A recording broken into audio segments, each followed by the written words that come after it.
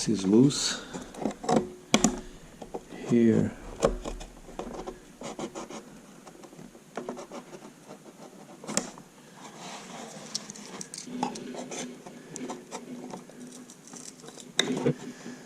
there it goes. Let's see if I manage to put the screwdriver and continue the work. Yeah, there it goes. Oh, not so good as I expected, but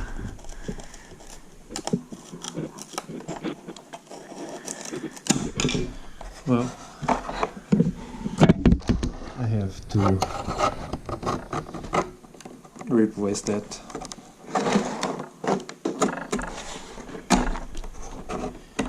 Yeah, I know, get my fingers away from the knife. Again, let's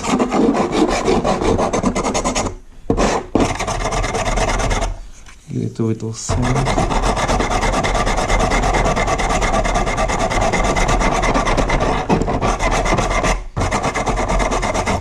Light sanding just to clean it up.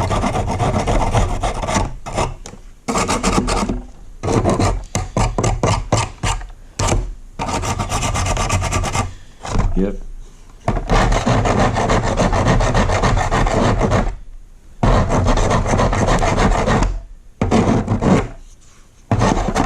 And we are ready to go to straighten it up. Just as a note, I'm building this or repairing this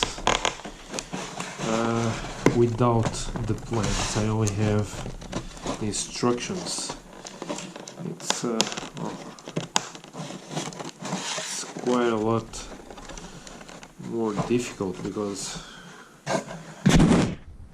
well, there are some things you don't know where they go or in what position, or if they have any special instructions or how to build them, how to install them.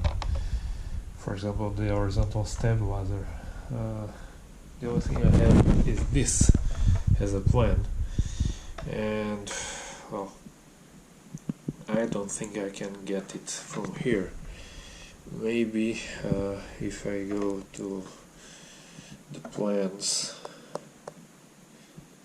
and the end, yeah, maybe from here I can take the, yeah, I'll take the measurements from here to make the horizontal stabilizers and the engine pods. Yeah, that's good enough. Well, continue to work.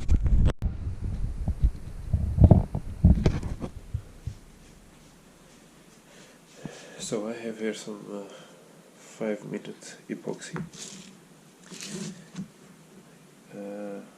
I usually do small quantities. Yes, I'm going to take care not to put it on my fingers. If you make a line, it's easier to put the same quantity.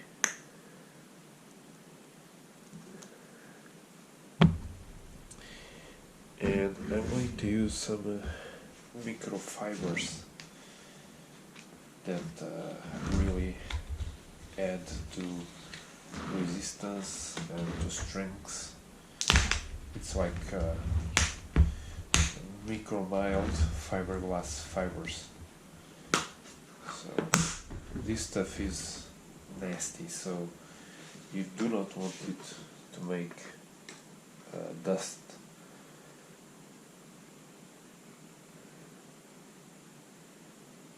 This is how it looks. It's very, very, very fine. So just a little bit more. Yeah. No dust. And now you mix it slowly to blend it into the epoxy before you start. I use these small scrap papers to make glue. These were old notebooks that a company didn't want, and they gave me like, I don't know, 100 or 200 little pads, so they are great for making glue. Okay, the epoxy you have to mix it very thoroughly, because if you don't, in the end you can lift the rest of the epoxy that stays in your whatever you make it, and below and underneath it's wet, so that means you didn't mix it thoroughly. Yeah, this one is okay, so I have the position marked here. I'll just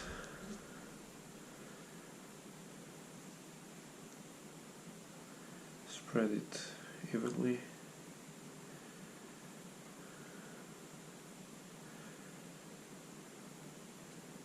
Both sides. Oops. I'll clean that in a minute.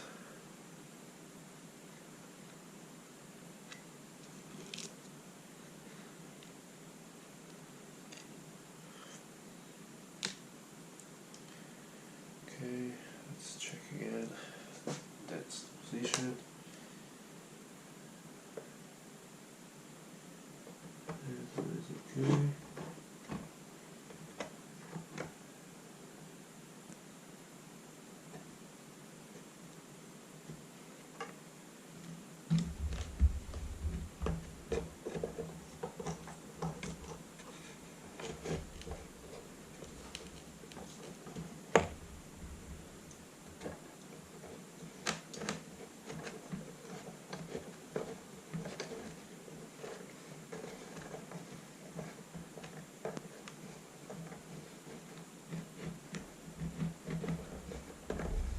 Take your time to adjust it. There is no big hurry.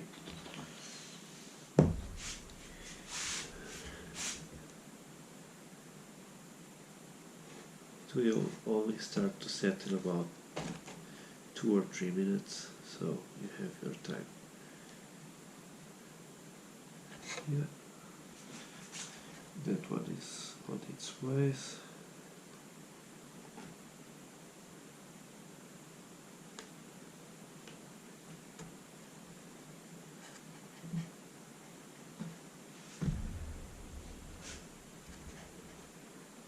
Just a tiny bit forward.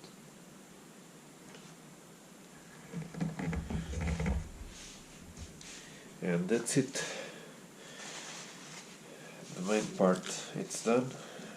Now, clean up the mess. I'll just get some alcohol. And I normally use these round coffee spoons.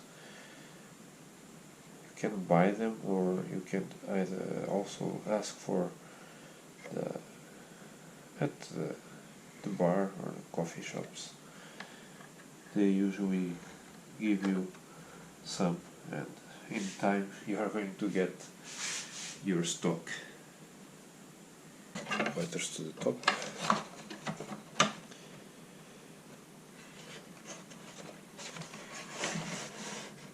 It's quite I have some scrap wood here left over from when I took it off. I'll just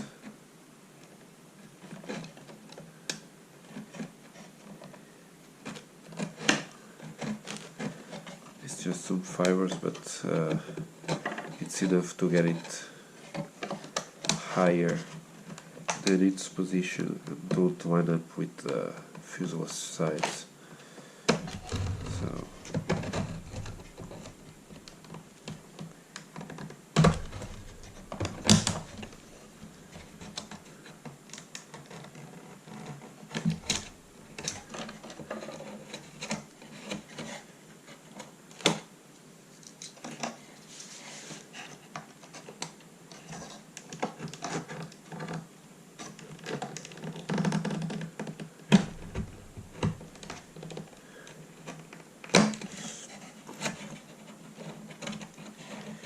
Yep, that's about it.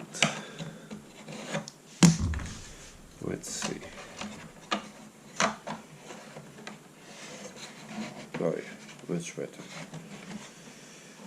So I'm going to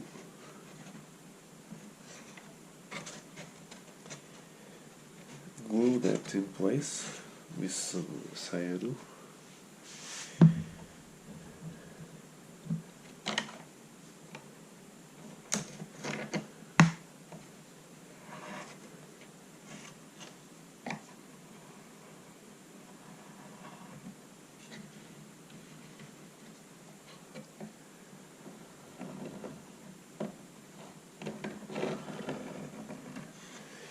It has a gap on the sides, but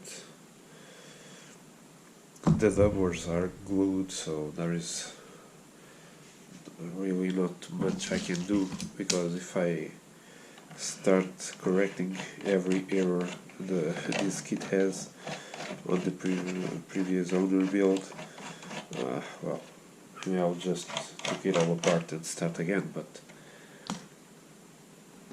it's too much work. For me it's enough. Now I'm going to use some silica, because if you use silica on the joints, it's a filler, and also they get much stronger. They get rock hard when you apply the cyano. Careful with the fumes, of course.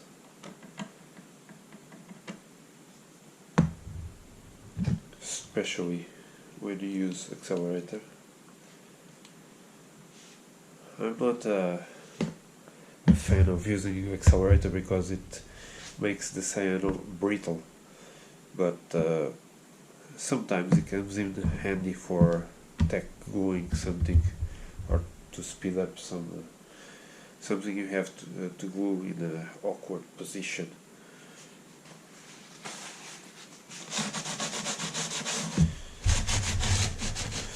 And also, the faster or the thinner the cyano, the more brittle the joint is. I'll just give it